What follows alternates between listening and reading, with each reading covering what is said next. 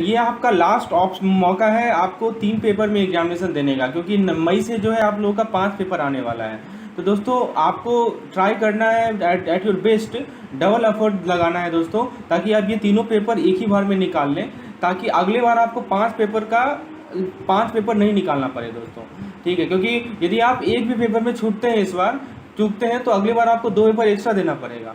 तो ट्राई कीजिए level best कि आप अपने तीनों पेपर को एक अटैम्प्ट में निकालिए। यदि आपका एक और 2 पेपर बचा हुआ है तो उसे ज़रूर निकाल लीजिए इस अटैम्प्ट में, यानी कि हमारा जो दिसंबर वाला एग्जामिनेशन होने वाला है उसमें। तो दोस्तों मैं अपनी तरफ से पूरा प्रयास कर रहा हूँ आप लोग के लिए कॉम्प्रिहेंसिव प्रोग्राम लॉन्च किया दोस्तों, जिसमें एक एक कंसेप्ट के लिए video lectures, recorded video lectures available हैं। उसके अलावा दोस्तों आपको आपके डाउट क्लियरिंग के लिए मैं वीकेंड को लाइव जूम सेशन रखता हूँ। ठीक है, साथ ही साथ दोस्तों उसमें वीकेंड में दोस्तों आपको मैं कुछ एमसीक्यूज लाइव प्रैक्टिस करवाता हूँ विद इन टाइम लिमिट। उसके अलावा दोस्तों मॉक टेस्ट होता है, हर एक वीकेंड पे मॉक टेस्ट होता है। मैंने एक शेड्यूल बना रखा है कि हाँ इस पार्टिकुलर वीकेंड में ये मॉक टेस्ट होगा, इस पार्टिकुलर वीकेंड में ये मॉक टेस्ट होगा, तो उसके लिए मैंने प्रॉपर शेड्यूल बना रखा है। उसके अलावा दोस्तों आपको पीडीएफ नोट्स मिलता है इस कॉम्प्रिहेंसिव प्रोग्राम में, जिसमें इंपॉर्टेंट पॉइंट्स थ्योरी के रूप में और 2000 प्लस एमसीक्यूज मिलते हैं। ठीक है, तो ये कुल मिलाकर आपको देखिए कंटेंट के लिए आपको पीडीएफ नोट्स मिल रहा है। ठीक है, वीडियोस आपको मिल रहे हैं कंसेप्ट को आसानी से समझने के लिए। आपको बस जितना कंटेंट प्रोवाइड किया जाएगा बस उस पर फोकस करना है उसको। और दोस्तों आप प्रैक्टिस के लिए मॉक टेस्ट को यूज़ कीजिए। मॉक टेस्ट में आपको अपनी गलती पता चलेगी कि आपने जो वीक भर में पढ़ा, सप्ताह भर में जो आपने कंटेंट पढ़ा, उसमें आपने क्या गलती की। तो दोस्तों बस आपको मैं जो शेड्यूल प्रोवाइड करूँगा उससे बस अपने आप को अलाइन रखना है, तो बस आपका काम होते जाएगा। आप बस जितना मैं कंटेंट प्रोवाइड करूँ उसको आप पढ़िए, तो that is more than enough. तो आपको थ्योरी मिल रहा है, आपको मैं रिवीजन भी करवा दूंगा। यदि मान लीजिए कि एक पार्टिकुलर मॉड्यूल का मॉक टेस्ट कंप्लीट हुआ तो पूरे मॉड्यूल का भी मॉक टेस्ट हम लोग कर लेंगे। लाइव जूम सेशन से आप अपने डाउट यदि कुछ है तो उसको आप क्लियर कर सकते हैं दोस्तों, या नहीं तो मैं एमसीक्यू प्रैक्टिस करवाऊंगा उस लाइव जूम सेशन में। जनरली ये वीकेंड को होगा। और दोस्तों साथ ही साथ जब आपका पूरा सिलेबस कंप्लीट हो जाएगा, मैं ट्राई करूंगा कि अक्टूबर, क्योंकि नवंबर में आपका परीक्षा है, तो अक्टूबर लास्ट तक दोस्तों आपके पूरे एवीएम बीएफएम के सिलेबस को कंप्लीट करने का। तो उसके बाद हम लोग फुल लेंथ मॉक टेस्ट भी आपको इस प्लान के अंदर मिलेगा दोस्तों। एक नॉमिनल फी रखा गया है ₹899 का एवीएम के लिए और ₹899 का बीएफएम के लिए। और यदि आप ये दोनों कोर्स को ऑप्ट करते हैं तो रिटेल बैंकिंग आपके लिए फ्री रहेगा, क्योंकि रिटेल बैंकिंग का ही कंटेंट मैं आपको प्रोवाइड कर पा रहा हूँ। दोस्तों विशेष जानकारी के लिए आप मुझे इस number wants to update his farm house with modern machinery. He is importing the same from Chinese manufacturer Mr. Zhuang LLC, Beijing, who are banking with China Development Bank for total cost of $4,500. Mrs. Zhuang LLC has issued an invoice stating the sale transaction must be backed by LC. As such, Mr. Ram approaches Dhanlaxmi Bank for opening a letter of credit in FCY USD. Dhanlaxmi Bank, Chinese foreign correspondent bank, is Bank of China. So now let us see this question. So in this question we have Mr. Ram, who is applicant, right? Who is applicant, and he approaches his bank. Okay, what is his bank name? Dhanlaxmi Bank. So you know this Dhanlaxmi Bank will act like what? So I think I must make you clear. So in any LC there are some parties who are involved, right? So here is Mr. Ram. So this is Mr. Ram, and he approaches his bank, and this bank is called issuing bank, because you know that the bank which Mr. Ram will approach, that applicant will approach, is called issuing bank. So here issuing bank is which? Here this Dhanlaxmi Bank is issuing bank, right? Okay, now let us see, he is importing the same from Chinese Development Bank. So see, this issuing bank has correspondent bank which is Chinese Development Bank. This is called CDB, right? So this issuing bank has correspondent bank which is Chinese Development Bank. So friends, see this Zhuang LLC, this Messrs. Zhuang LLC is the bank in the country of exporter, right? So this is Mr. Ram, this is his bank, Dhanlaxmi Bank, and this is the correspondent bank which is CDB, Chinese Development Bank. And from the exporters point of view, there is a bank which is Bank of China, right? You see here it is written that he is Chinese manufacturer, Chinese Development Bank, invoice dated for opening letter of credit. So Bank of China, it is written that Bank of China. Okay, no, Bank of China is the foreign correspondent bank of Dhanlaxmi Bank. So it is foreign correspondent bank of Dhanlaxmi Bank, and this exporter which is Mr. Juan. Okay, so now first question is, who is the applicant of LC? So the applicant is Mr. Ram, Mr. Ram Khamu, right? Okay, the answer is B. Now second part is, given the above, who is beneficiary of LC? So now tell me, who is beneficiary of LC? The beneficiary of LC is Mr. Juan, right? Mr. Juan LLC जो है वो हमारा क्या है, इस LC का beneficiary है. Okay, let us see the next part. Next part is, given the above, who is LC opening or issuing bank? So आप बता सकते हैं क्या कि LC opening या issuing बैंक कौन है इसमें? तो दोस्तों आप साफ साफ देख सकते हैं कि इसमें जो हमारा LC ओपनिंग बैंक है वो कौन सी बैंक है, वो है हमारी धनलक्ष्मी बैंक. वो कौन सी बैंक है दोस्तों हमारी, वो है धनलक्ष्मी बैंक. इस केस में हम क्या कर रही है, वो LC को ओपन कर रही है या वो इशू कर रही है. So the opening bank is Dhanlakshmi bank. So the answer to this question is option number A, that is Dhanlaxmi Bank. Option number A. Okay. Given the above, who is advising bank or confirming bank? This is very good question. So now you can see, आप देख सकते हैं कि जो अपना ये Dhanlaxmi bank है उसका फॉरेन कॉरेस्पॉन्डेंट बैंक कौन सा बैंक है, वो बैंक ऑफ चाइना है. सो this bank of China will act like a confirming bank. This bank of China will act like a confirming bank. Okay, or you can say advising bank. So option number C will be the correct answer in this question, or question number 4. So such type of case study can be asked. इस तरह की case study पूछे जाते हैं दोस्तों. So option number C is correct. Option number C is correct. Now let us move to the next question, which is question number 5. Given the above, who is negotiating bank? Okay, आपको पता है दोस्तों, you know very well that negotiating bank is a bank which is in the exporter country, right? Exporter country में जो bank होती है उसे हम लोग नेगोशिएटिंग बैंक कहते हैं. So now look at this case. इस केस में आप देखो तो जो नेगोशिएटिंग बैंक है वो है हमारा CDB यानी चाइनीज डेवलपमेंट बैंक, राइट? सो चाइनीज डेवलपमेंट बैंक जो है वो क्या है, हमारा नेगोशिएटिंग बैंक है. तो इस केस में हमारा करेक्ट आंसर होगा option number C, that is negotiating bank is Chinese development bank. Option number C is correct. Okay, so now let us move to the next question. Who is a reimbursing bank? Now reimbursing bank means what? Reimbursing bank का मतलब वो bank होता है जो कि पैसा reimburse करेगी यदि कुछ भी कहीं भी डिफॉल्ट हुआ तो इसमें रिम्बर्सिंग बैंक कौन सी बैंक है बताइए. तो दोस्तों रिम्बर्सिंग बैंक जो है वो है हमारी इस पार्टिकुलर केस में bank of China, right? So this bank of China which is correspondent bank of Dhanlaxmi bank will act like a reimbursing bank. So it is BOC. BOC is what? BOC is reimbursing bank. Option number ए.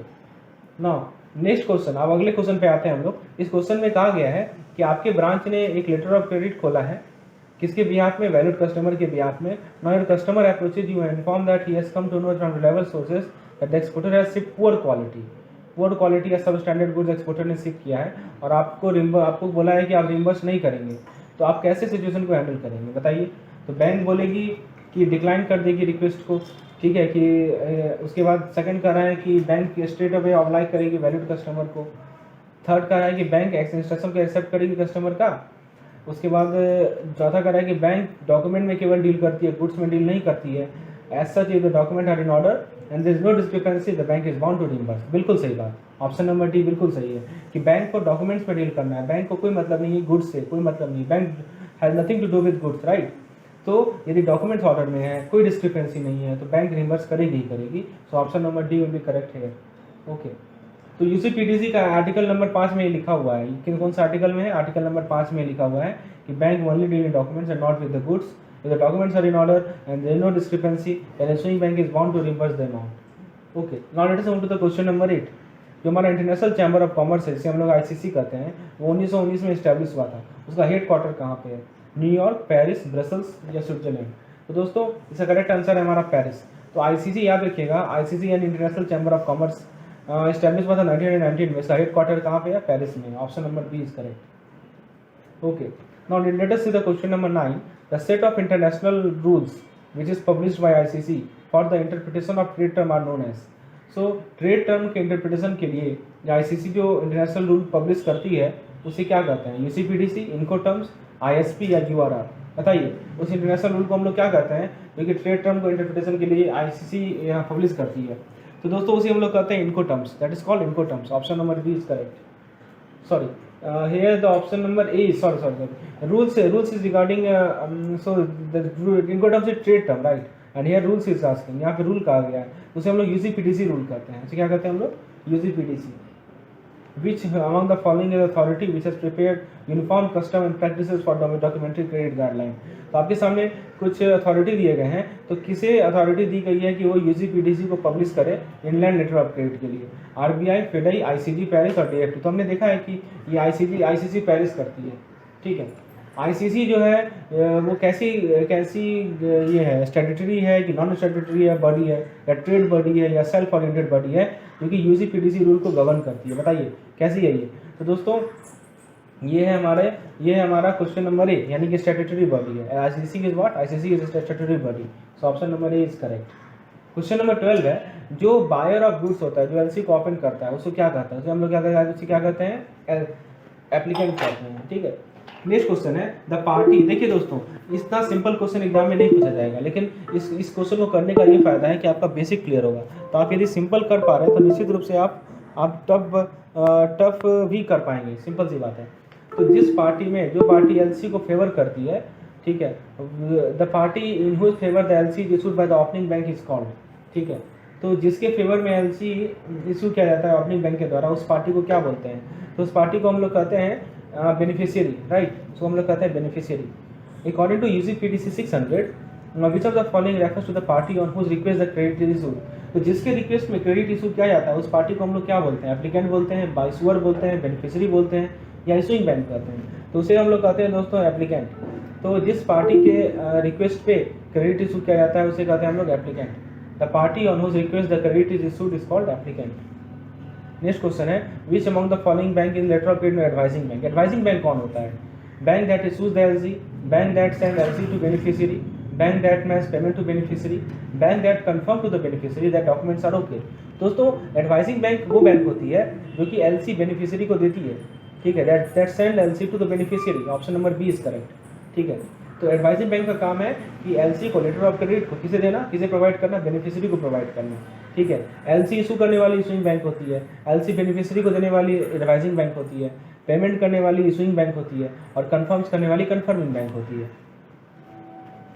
उसके बाद है दोस्तों question number 16, कौन request करता है LC confirmation से confirming bank से?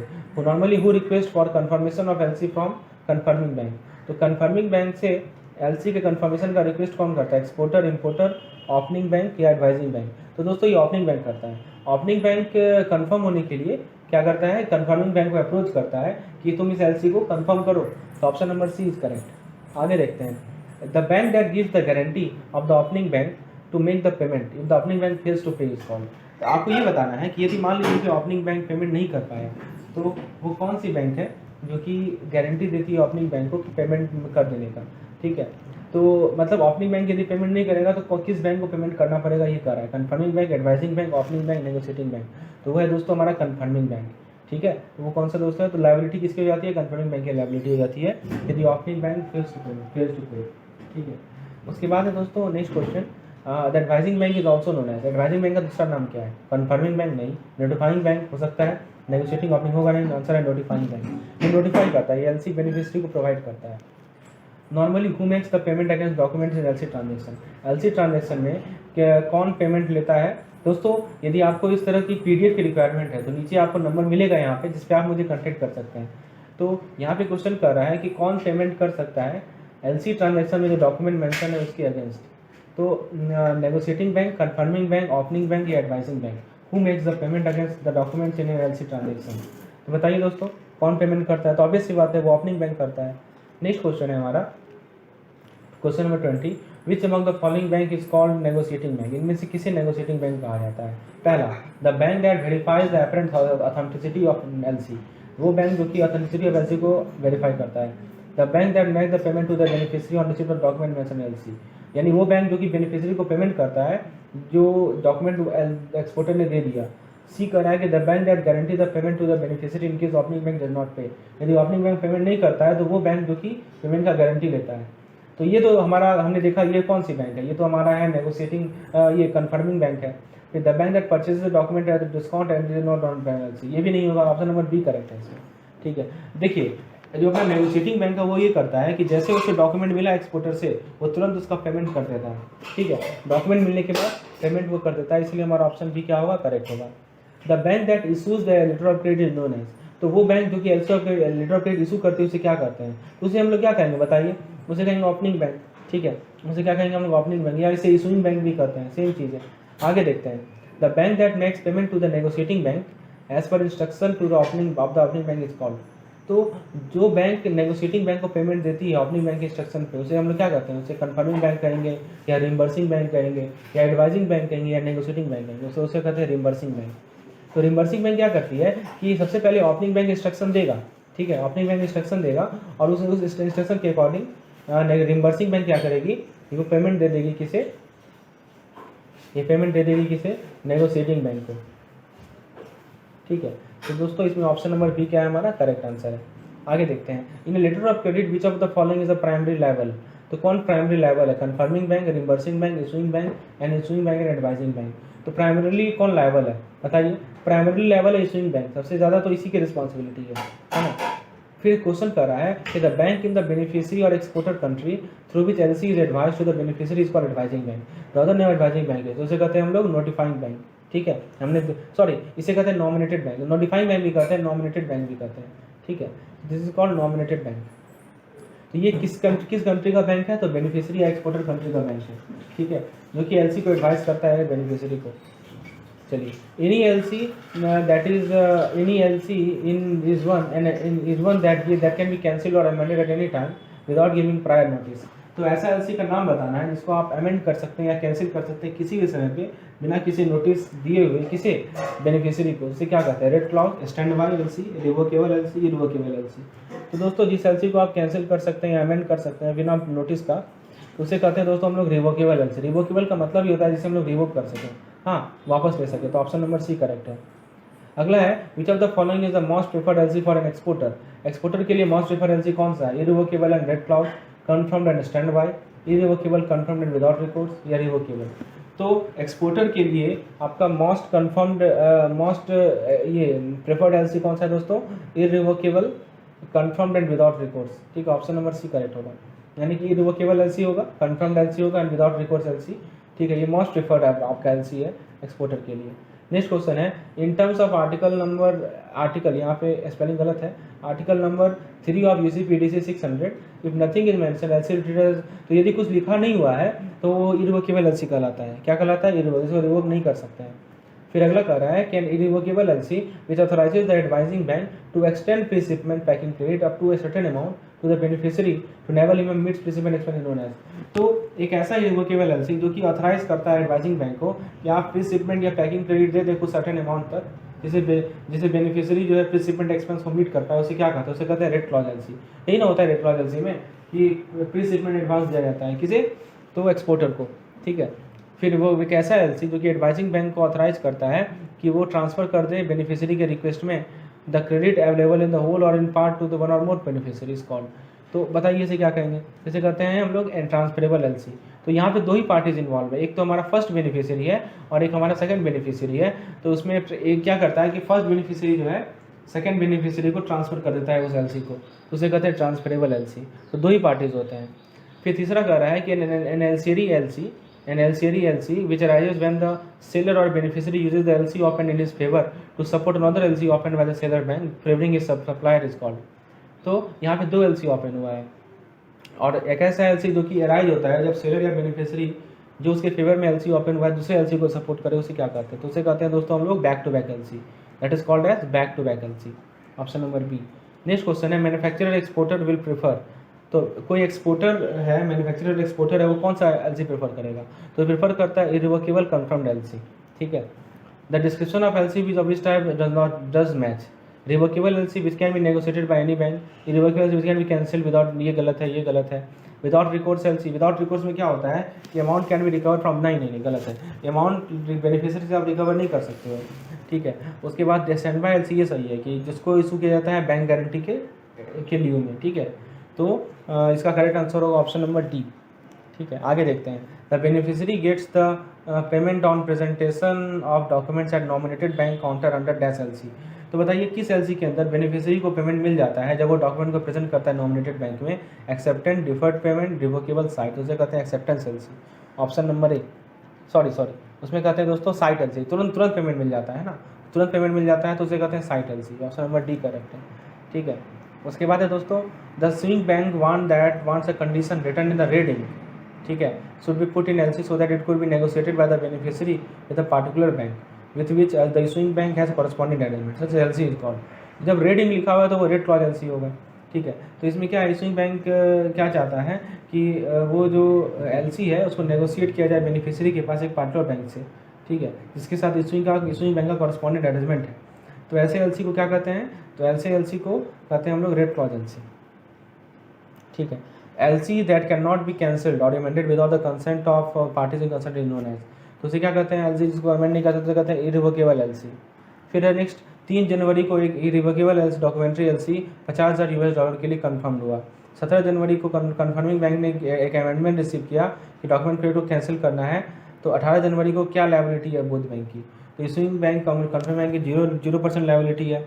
फिर इशूइंग एंड कन्फर्मिंग बैंक की आपका कह रहा है कि 5 लाख का लायबिलिटी है। इशूइंग बैंक का नो लायबिलिटी है, कन्फर्मिंग बैंक का 5 लाख का लायबिलिटी है, और यहाँ का इशूइंग बैंक का 5 लाख का है, कन्फर्मिंग बैंक का नो लायबिलिटी है। बताइए दोस्तों यहाँ पे क्या हो रहा है, यहाँ पे कंसेप्ट को समझिए।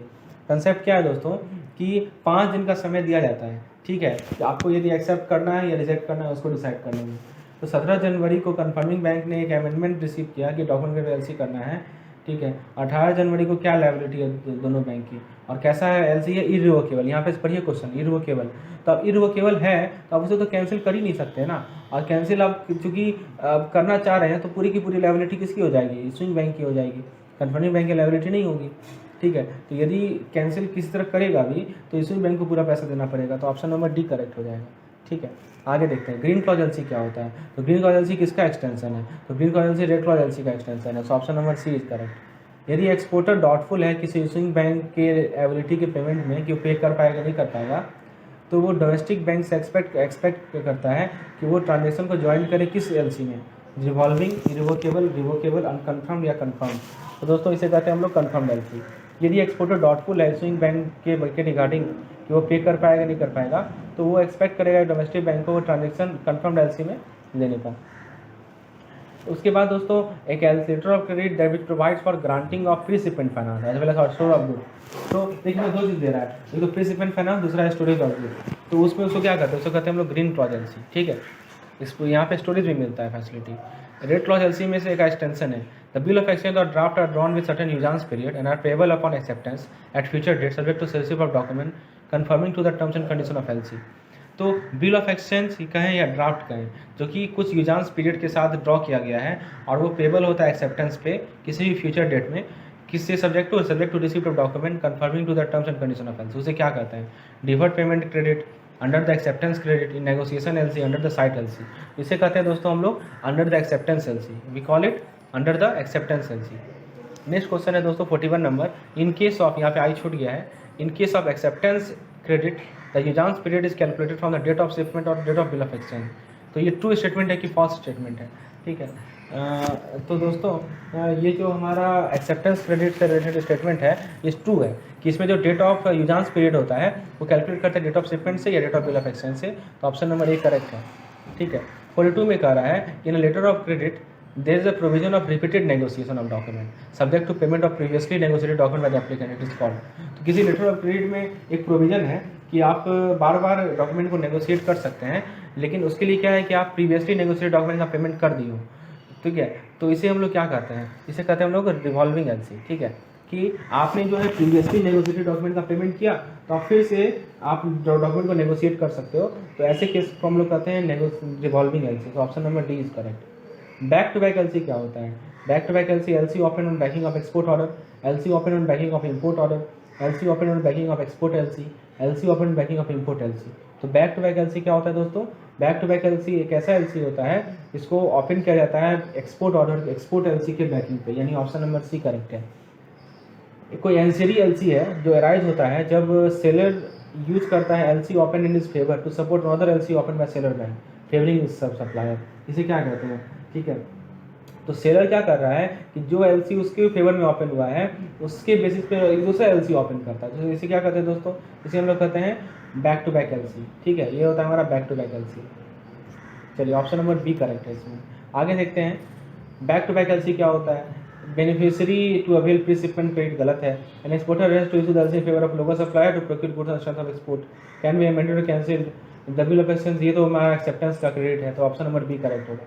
देखिए ये जो डी कर रहा है ना कि बिल ऑफ एक्सचेंज और draft are drawn with certain usance period, ये तो हमारा एक्सेप्टेंस क्रेडिट है ना, ये क्या है, एक्सेप्टेंस क्रेडिट है, तो डी तो होगा नहीं, तो करेक्ट आंसर है इसका ऑप्शन नंबर बी। ठीक है, चलिए उसके बाद है दोस्तों mark which statement is correct. इनमें से कौन सा स्टेटमेंट करेक्ट है। LC must have an applicant and beneficiary, LC must have advising bank and confirming bank, the negotiating bank is not responsible to examine the document, the advising bank has no option to decide whether it want to advise LC और not. तो कौन सा statement correct है। तो LC के पास applicant beneficiary तो होना चाहिए, तो एलसी के पास एडवाइजिंग का कंफर्मिंग जरूरी नहीं है, क्योंकि इशूइंग बैंक भी कभी कभी ये नेगोशिएटिंग बैंक भी एडवाइजिंग बैंक का काम कर लेता है। ठीक है, negotiating bank not examine document, ये भी गलत है, उसे एग्जामिन करना है। Advising bank no option to decide whether you want to advise, नहीं ये भी गलत है, ऑप्शन नंबर 1 ए करेक्ट है। Standby letter of credit इस किसके सिमिलर होता है, तो वो सिमिलर होता है दोस्तों किसके, बैंक गारंटी के सिमिलर होता है, ऑप्शन नंबर ए करेक्ट है। ठीक है, आगे देखते हैं यूसीपीडीसी 600 जो है various rule practices codified by ICC effective from इतना, देख कितना आर्टिकल है यूसीपीडीसी में, तो 39 आर्टिकल है, तो ऑप्शन नंबर बी करेक्ट है। उसके बाद यूसीपीडीसी 600 में 600 का मतलब क्या है, इसमें 600 रूल है, इसमें 600 कंट्री का ग्रुप है, publication no 600 in the latest version, it is amended 600 times since implemented. दोस्तों यूसीपीडीसी 600 में 600 का मतलब है कि इसमें 600 आपका, इसमें 600 पब्लिकेशन, हाँ पब्लिकेशन नंबर 600 जो है वो लेटेस्ट वर्जन है, इसका ये मतलब है कि जो 600 नंबर का पब्लिकेशन है वो कौन सा वर्जन है, लेटेस्ट वर्जन है, option number C is correct. 50वां नंबर क्वेश्चन है यूसीपीडीसी 600 में क्या मैक्सिमम नंबर ऑफ डेज है जो कि अलाउड है डॉक्यूमेंट इशूइंग बैंक और नेगोशिएटिंग बैंक को एग्जामिन करने का, तो वो है दोस्तों 5 बैंकिंग डेज। ठीक है, option number A. Next question है mister Arjun also wants to know the number of days that a negotiating bank may take to negotiate LC once he has submitted the document. तो mister जो जानना चाह रहा है कि कितना दिन उसे मिल सकता है कि वो एलसी को नेगोशिएट करे जब उसने डॉक्यूमेंट को सबमिट कर दिया है। तो दोस्तों ये हमने देखा है कि जो इसमें देखिए पहला कह रहा है कि payment would be made in the document where accordance with LC, ये भी सही है। बैंक है 5 बैंकिंग डेज, बिल्कुल सही है। द न्यू आर्टिकल अवार्ड्स ये भी सही है कि पहले था यूसीपीडीसी 500 में था 7 दिन, अब 600 में यूसीपीडीसी 600 में आ गया हमारा 5 दिन, और अब देव करें तो दूसरा हो जाएगा हमारा D. Which article deals with issuing bank get 5 days, कौन सा आर्टिकल है बताइए। तो आर्टिकल नंबर ये कौन सा है दोस्तों, ये आर्टिकल नंबर है 14 नंबर आर्टिकल है। ठीक है, कुछ आर्टिकल नंबर आपको बताना चाहिए। तो 14 नंबर आर्टिकल कहता है इशूइंग बैंक को 5 दिन मिलेगा, holidays are excluded for counting to determine whether document carry discrepancy और नॉट। ठीक है, इधर spot rate is €1 is equal to इतना and the interest rate on Europe is higher by इतना %, then USA what is theoretically €90% forward days in this rate. दोस्तों इसको solve करते हैं। स्पॉट रेट दिया हुआ है €1 बराबर इतना, उसके बाद interest rate in Europe higher है 3% से, इस पर क्वेश्चन पूछा गया था इस बार। ठीक है, तो आपको पूछा गया कि 90 दिन का फॉरवर्ड रेट बताना है, ये एज्यूम करते हुए कि एक साल में 360 दिन होता है। तो इंटरेस्ट ऑन यूएसडी मान लीजिए 0% है। ठीक है, तो इंटरेस्ट ऑन यूरो कितना हो जाएगा, 3% हो जाएगा, कि 3% ज़्यादा है, तो €1 का इंटरेस्ट कितना होगा, 0.075 होगा आफ्टर 90 डेज। ठीक है, या 3%, अब निकाल लीजिए ना, इसको पी इंटू फॉर्मूला क्या लगेगा इंटरेस्ट का, principal into rate of interest into time upon 100, इसको निकालिएगा तो आपको इतना मिलेगा, और ये हो जाएगा इतना, और यूएसडी इक्विवेलेंट ऑफ €1 कितना है, 1.50 है। ठीक है, which will not fetch change in interest, it will remain at 1.50 after 90 days. €1.00075 will be equal to 1.50 USD, so €1 will be equal to 1.50 oblique इतना equal to इतना USD। ठीक है, तो आंसर हो जाएगा 1.488। ठीक है, option number B is correct. Market forward rate देखिए दिया हुआ है €1 बराबर इतना USD, और उसके बाद 3 मंथ फॉरवर्ड दिया हुआ है इतना। We want to €3 month forward, what is the rate to buy €1। ठीक है, तो दोस्तों मंथ फॉरवर्ड यूरो डिस्काउंट दिया हुआ है 110 105, calculate forward rate discount is reduced from the spot rate. ठीक है, तो हो जाएगा आपका कितना 1.5790 माइनस 0.0105, तो आपको मिल जाएगा 1.5685। ठीक है, तो 1.5685, तो आंसर हो जाएगा नन ऑफ दीज।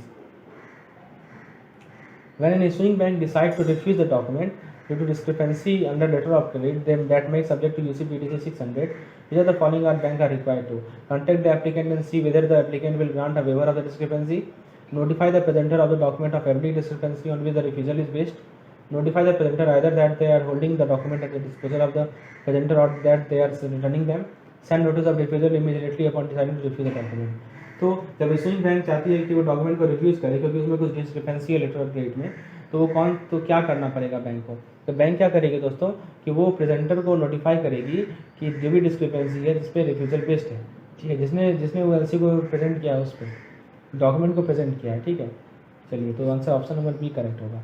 आगे देखते हैं, एक बैंक एलसी रिसीव किया $2 मिलियन का issued by MT 700 and opened on 25 January. The credit call for shipment for 200 tons of goods quality BTEC Agri Punjab. तो टाइम लेवल क्या है इस बैंक के बाद एग्जामिनेशन का? तो एग्जामिनेशन का जो टाइम लिमिट है वो दोस्तों 5 banking days, option number D.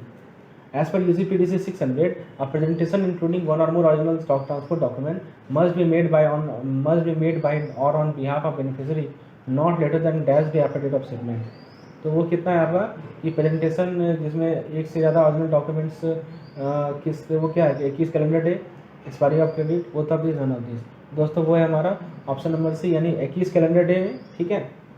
मतलब समझिए, जब से उसने ट्रांसपोर्ट कर दिया, ठीक है, उसने ट्रांसपोर्ट करने के 21 दिन के अंदर उसे डॉक्यूमेंट को प्रेजेंट करना है, ठीक है।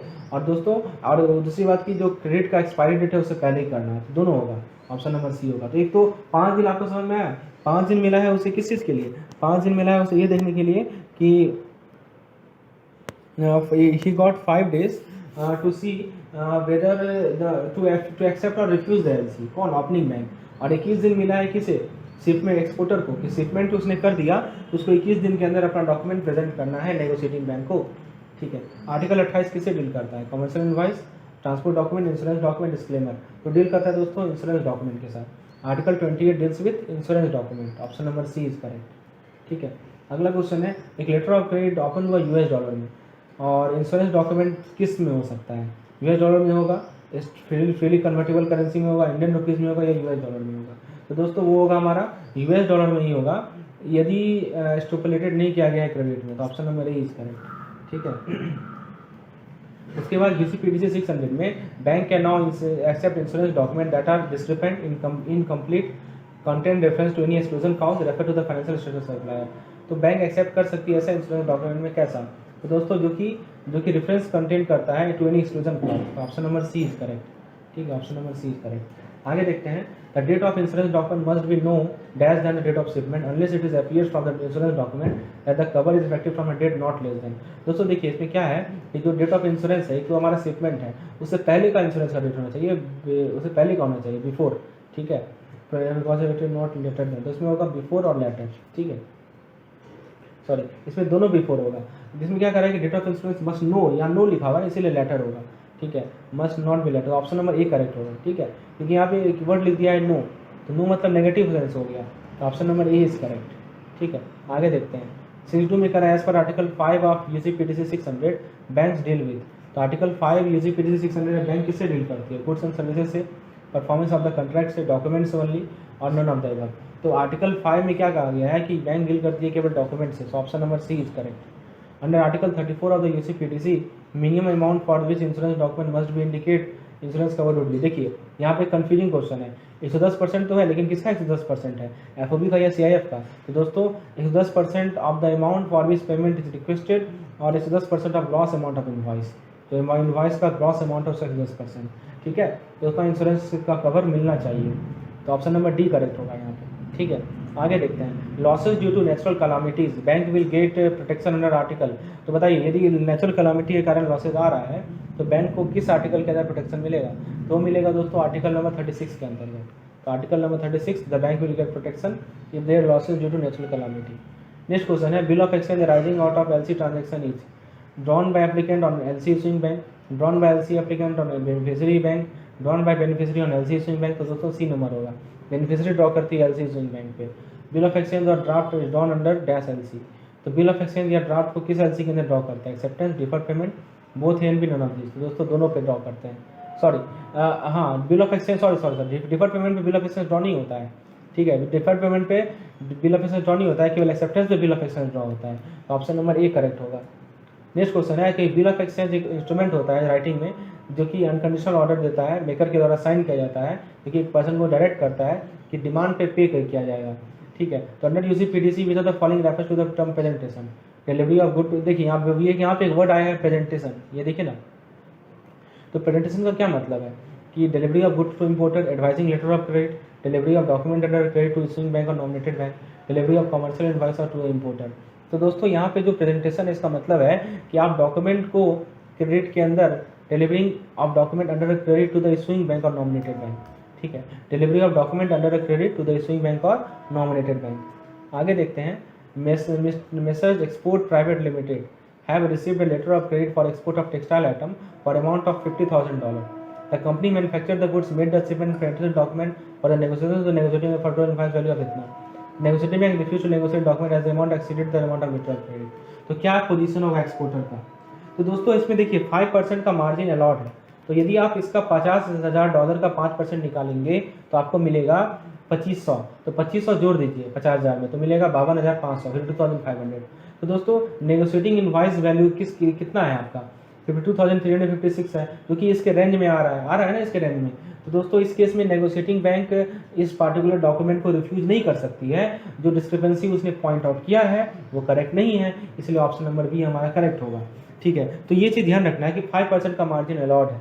चलिए आगे देखते हैं। दोस्तों मैंने हर एक तरह के क्वेश्चन को इंक्लूड किया, यदि आप इस एमसीक्यू सीरीज को अच्छे से कर लेते हैं तो आपका कुछ भी नहीं छूटेगा इस टॉपिक से। Other documents will generally accompany the draft as a specified letter of credit include commercial invoice, insurance cover, consular invoice, certificate of purchasing, all the above। तो दोस्तों क्या होता है इसमें सभी के सभी आते हैं जो लेटर ऑफ क्रेडिट में accompany करते हैं ड्राफ्ट में। Option number E is correct. That the description of goods in the following documents should agree exactly with the description of letter of credit। तो किस डॉक्यूमेंट का जो डिस्क्रिप्शन और letter of credit का description match होना चाहिए, bill of lading, commercial invoice, packing list, all the above. तो दोस्तों इसमें करेक्ट आंसर है answer number B. Commercial invoice में क्या है कि जो डिस्क्रिप्शन ऑफ गुड्स है कमर्शियल इनवॉइस में और जो डिस्क्रिप्शन है लेटर ऑफ क्रेडिट में दोनों मैच होना चाहिए, तो option number B is correct. Next question है, which of the following is not a requirement that should be included in basic formation of commercial invoice. तो कमर्शियल इनवॉइस में किसी की जरूरत नहीं है, डिस्क्रिप्शन ऑफ गुड्स की जरूरत है, ठीक है, डिस्क्रिप्शन ऑफ पेमेंट टर्म्स की जरूरत है, ऑर्डर डेट्स या रिसिप्ट शिपमेंट डेट। दोस्तों वो है हमारा रिसिप्ट शिपमेंट डेट, यानी कि ऊपर के 3 चीज़ की रिक्वायरमेंट है, पहला डिस्क्रिप्शन ऑफ गुड्स, दूसरा डिस्क्रिप्शन ऑफ पेमेंट टर्म्स, तीसरा ऑर्डर डेट और चौथा रिसिप्ट शिपमेंट डेट की रिक्वायरमेंट नहीं है, ठीक है। आगे देखते हैं, in accordance with UC PDC 600 all the following statement relating to commercial invoice are correct except they must be manually signed by the beneficiary, made out in name of applicant, appear to have been issued by the named beneficiary, indicate the description of goods corresponding to documentary credit। तो क्या कर रहा है कि in the following statement related to commercial invoice are correct except, कौन सा incorrect है? तो देखिए कमर्शियल इनवॉइस जो है मैनुअली साइन होना चाहिए क्या, बताइए, मैनुअली साइन जरूरी नहीं है कमर्शियल इनवॉइस, ठीक है, कमर्शियल इनवॉइस मैनुअली साइन होना चाहिए नहीं, ठीक है, और ये सब सही है, जो एप्लीकेंट के नेम भी होना चाहिए, इशूड एंड नेम में बेनिफिशियरी के द्वारा इशू होना चाहिए, फिर डिस्क्रिप्शन ऑफ गुड्स होना चाहिए, तो लेकिन मैनुअली साइन की जरूरत नहीं है कमर्शियल इनवॉइस में। हाँ, सर्टिफिकेट ऑफ ऑरिजिन में क्या है, सर्टिफिकेट ऑफ ऑरिजिन ये बताता है कि कहाँ से वो डॉक्यूमेंट्स कहाँ से वो ऑरिजिनेट हुआ है, ठीक है, तो country of shipment of goods, the place of manufacturer, the country of manufacturer, ठीक है, तो इसका आंसर होगा कि कंट्री ऑफ मैन्युफैक्चरर, यहाँ से ये क्या हुआ है, मैन्युफैक्चर हुआ है, ठीक है, ऑप्शन नंबर सी। आगे है बिल ऑफ लैंडिंग, जो कि शिपिंग कंपनी ने इशू किया है, रिमार्क है कि 10 पैक डिफेक्टिव पाया गया, जैसे बिल ऑफ लैंडिंग को क्या कहते हैं, इसे कहते हैं दोस्तों हम लोग क्लॉज बिल ऑफ लैंडिंग, यानी option number A is correct. एक लेटर ऑफ क्रेडिट इशू हुआ था 1 अगस्त 2009 को, बिल ऑफ लैंडिंग प्रेजेंट किया गया 10 अगस्त 2009 को, और एलसी का डेट था 25 जुलाई 2009। तो एलसी साइलेंट है तो एलसी एडी क्या करेगा, बिल ऑफ लैंडिंग को एक्सपेक्ट करेगा, नहीं एक्सेप्ट करेगा, फिर मैटर रेफर कर देगा एलसी के एप्लीकेंट पे और इशूइंग बैंक पे रेफर करेगा इन ऑफ दिस। तो दोस्तों इस केस में इसे एक्सेप्ट करना पड़ेगा बिल ऑफ लैंडिंग को, यदि वो ऑर्डर में है तो, ठीक है, हाँ, तो ये बिल ऑफ लैंडिंग को क्या करना पड़ेगा, एक्सेप्ट करना पड़ेगा, क्योंकि प्रेजेंट हुआ है 10 ये अगस्त को और डेटेड और डेट था इसका 25 जून, तो इसे एक्सेप्ट करना पड़ेगा। उसके बाद बिल ऑफ लैंडिंग क्या होता है, तो बिल ऑफ लैंडिंग एक ऐसा डॉक्यूमेंट होता है जो कि कॉमन कैरियर स्पेसिफाई करता है इसने रिसीव कर लिया गुड्स को, ठीक है। तो दोस्तों इसमें करेक्ट आंसर होगा option A. Bill of landing जो डॉक्यूमेंट्स है वो इशू हो जाता है रिसीपर के द्वारा और ये एविडेंस होता है कंट्रेक्ट टू कैरी गुड। तो देखिए ये क्या है कि शिपमेंट डेट के कितने दिन तक बिल ऑफ लैंडिंग का सबमिशन हो जाना चाहिए, इसी बेसिस पे ये क्वेश्चन था, अभी जो मैंने आपको क्वेश्चन बताया ना ये इसी बेसिस पे था। तो देखिए दोस्तों इसका नियम क्या है कि आपका ये 21 दिन के अंदर बिल ऑफ लैंडिंग क्या है, सबमिट हो जाना चाहिए। तो आपने जो इस क्वेश्चन में देखा यहाँ पे कि यहाँ पे देखिए बिल ऑफ लैंडिंग प्रेजेंट कब हुआ, 10 अगस्त को प्रेजेंट हुआ, एलसी डेट कब था इतना, तो ये आपको देखिए ना ये 21 दिन के अंदर आता है, ये 21 दिन के अंदर आता है, इसीलिए जो है इसको आप एक्सेप्ट करना पड़ेगा, ठीक है। यदि 21 दिन के बाहर आता तो आप उसे रिफ्यूज कर सकते थे। आगे देखते हैं, LC without presentation of insurance certificate without stating in insurance percentage, which of the following insurance document would be acceptable for CIF shipment where the invoice value is इतना। तो इंश्योरेंस पॉलिसी पर इतना, इंश्योरेंस सर्टिफिकेट पर इतना, insurance declaration document cover इतना, insurance policy पर इतना। तो देखिए क्या है कि सीआईएफ शिपमेंट है, इनवॉइस वैल्यू दे रखा है $1,00,000। इनमें से कौन सा इंश्योरेंस डॉक्यूमेंट एक्सेप्टेबल होगा? आपके सामने 4 ऑप्शन दिया गया है। तो दोस्तों इसमें है कि 1, 3 एंड 4, ठीक है। दूसरा नहीं होगा, क्योंकि देखिए नियम क्या है कि आप 110% के अंदर जो है ही लेना है, ठीक है। हाँ ये नियम है। देखिए ऐसा नहीं है, ये 110% से ज़्यादा होना चाहिए, मिनिमम तो 110% चाहिए ही चाहिए। अब जरा बी में देखिए तो आप ये केवल लिख रहा है 1,00,000, ठीक है, तो होगा नहीं। ये देखिए मिनिमम 1,00,000 है, ये उससे भी ज़्यादा है, ये उससे भी ज़्यादा है, तो ये एक्सेप्ट होगा, ये एक्सेप्ट होगा, ये एक्सेप्ट, लेकिन 2 नंबर सेट नहीं होगा, इसलिए डी नंबर आंसर होगा। आगे देखते हैं, एक कंसाइनमेंट है जिसका जो शिफ्ट हो रहा है एक्सपोर्टर के द्वारा 9 जनवरी को 2011 को। इंश्योरेंस पॉलिसी है 12 जनवरी का, लेकिन इंश्योरेंस कवर 9 जनवरी से दे रहा है, तो इसे तो एक्सेप्ट करना पड़ेगा ना, ठीक है। ये तो गलत है, can not be accepted, document can be accepted, ये एक्सेप्ट करना पड़ेगा, ठीक है। हाँ तो ऑप्शन नंबर ए सही होगा, समझा। आगे देखते हैं, जिस करेंसी में इंश्योरेंस पॉलिसी ऑब्टेन होता है वो करेंसी किसका होना चाहिए? इंपोर्टर कंट्री का, एक्सपोर्टर कंट्री का, तो लेटर ऑफ क्रेडिट का, या तो सिंपल सी बात है वो एक्सपोर्टर कंट्री का अपना क्या होगा, लेटर ऑफ क्रेडिट का। जो लेटर ऑफ क्रेडिट का जो करेंसी है वही करेंसी होगा हमारा इंश्योरेंस पॉलिसी का, ये समझ लीजिए। जो लेटर ऑफ क्रेडिट का करेंसी है वही करेंसी होगा हमारा इंश्योरेंस पॉलिसी का। आगे देखते हैं, आप देखिए ये केस स्टडी है, इस केस स्टडी को हम लोगों ने डिस्कस किया था कि यूनिवर्सल बैंक है, उसने डॉक्यूमेंट रिसीव किया एलसी से पॉपुलर बैंक से 22 जुलाई को, 1 दिन लगा। तो दोस्तों इसमें क्या है कि इसमें नियम क्या है बता देते हैं आपको, एक बार पढ़िए इस क्वेश्चन को। कि नियम ये है कि 5 दिन के अंदर जो है, 5 बैंकिंग डे के अंदर ओपनिंग बैंक को रिफ्यूज़ या एक्सेप्टेंस का नोटिस दे देना है। तो ये आंसर आ रहा है, ठीक है। तो अब जो ऑब्जेक्शन हुआ नेगोशिएटिंग बैंक का वो इन पूर्व में करेक्ट नहीं है, ठीक है, ये नहीं नंबर सही होगा। उसके बाद सर्टिफिकेट ऑफ ऑरिजिन क्या होता है? तो देखिए मैंने बताया था ना कॉमर्शियल इनवॉइस, तो कॉमर्शियल इनवॉइस में साइन की आवश्यकता नहीं है, लेकिन सर्टिफिकेट ऑफ ऑरिजिन में क्या है, ये साइन होना चाहिए। किसके द्वारा साइन होना चाहिए? तो chamber of commerce of exporter country के द्वारा साइन होना चाहिए, ठीक है। Which of the following document must be sign, मैंने बताया ना कि इसमें इसकी जरूरत नहीं है साइन की, इसकी जरूरत नहीं है इसके, लेकिन इसका साइन होना मस्ट है सर्टिफिकेट ऑफ ऑरिजिन का। सर्टिफिकेट ऑफ ऑरिजिन का मतलब क्या होता है ये बताने के लिए कि कौन सा कंट्री जो है गुड ऑरिजिनेट हुआ है, डी नंबर, ठीक है। नेक्स्ट क्वेश्चन है, letter of credit includes all of the following document except. तो हमने देखा कॉमर्शियल इनवॉइस है, ट्रांसपोर्ट डॉक्यूमेंट सर्टिफिकेट, लेकिन सर्टिफिकेट ऑफ इन्वेस्टमेंट नहीं है, तो डी नंबर होगा। नेक्स्ट क्वेश्चन है, detail about the exact content of this package can be found in packing list, packing certificate, commercial invoice, none of the above. तो वो हमें किससे मिलता है? एग्जैक्ट कंटेंट ऑफ पैकेज वो मिलता है हमें पैकिंग लिस्ट में, ठीक है। नेक्स्ट क्वेश्चन है, which of the what is the time limit as per federal rule for crystallization of overdue export bill purchase by bank. तो वो बैंक के डिसीजन पे है, ऑप्शन नंबर डी करेक्ट है। Crystallization of foreign currency liability of importer to be done by the swing bank on 10th day from the due date in case of failure of payment। तो किस rate पे होता है conversion foreign currency रूपी liability का? दोस्तों वो होता है हमारा बिल सेलिंग रेट पे। तो किस रेट पे होता है? तो टीटी को तो बात ही नहीं आएगी। टीटी क्यों आएगा? टीटी होता है आपका क्या, तुरंत। यहाँ तो साइड बिल है, तो टीटी तो बात ही नहीं आएगा, स्पॉट भी होगा नहीं। तो बचा आपका बिल बाइंग और बिल सेलिंग। तो बैंक हमेशा फ़ायदा में रहना चाहेगी, तो वो ज़्यादा रेट पे उसे क्या करेगी, कन्वर्ट करेगी रूपी लाइबिलिटी में, ताकि उसे ज़्यादा पैसा मिले। तो बिल सेलिंग रेट होता है, ठीक है। आगे देखते हैं, which of the following documents is use as evidence of import into India? Exchange control copy of bill of entry form, postal appraisal form, customer assessment certificate और लास्ट का ready हो जाए। तो दोस्तों इसका करेक्ट आंसर है exchange control copy of bill of entry form. LC document must be consistent with the requirement of UCPTC, Incoterms, exchange control guide, all of this. तो दोस्तों all of this according to URR 725, which of the following is the bank that has issued a credit and disbursing authority under the credit? तो वो है दोस्तों हमारा issuing bank. Issuing bank क्या करती है कि क्रेडिट इशू करती है and reimbursing authorise under that credit, reimbursing to negotiating bank. कौन सा URR है दोस्तों? वो है हमारा URR 725, हमने अभी देखा है। उसके बाद इनको टर्म्स FCA का मतलब क्या है? FCA का मतलब है दोस्तों इंक्लूसिव ऑफ मेन कैरेज, ठीक है। उसके बाद दोस्तों इनको टर्म जो कि कंफर्म करता है कि price of goods of inclusive of insurance and freight up to the port of destination is called, उसे कहते हैं हम लोग CIF। इनको टर्म्स कौन पब्लिश करता है? तो इनको टर्म्स पब्लिश करता है international chamber of commerce, option number ए। इनको टर्म्स CIP का क्या मतलब है? CIP का मतलब है दोस्तों inclusive of cost insurance and inclusive of carriage and insurance, ठीक है। Inclusive of carriage and insurance, CIP का मतलब है option number C, inclusive of carriage and insurance. Incoterms providing least responsibility to the seller, इसे कहते हैं हम लोग EXW जो है सेलर को कम से कम रिस्पॉन्सिबिलिटी देता है। इनको टर्म्स का फुल फॉर्म बताइए।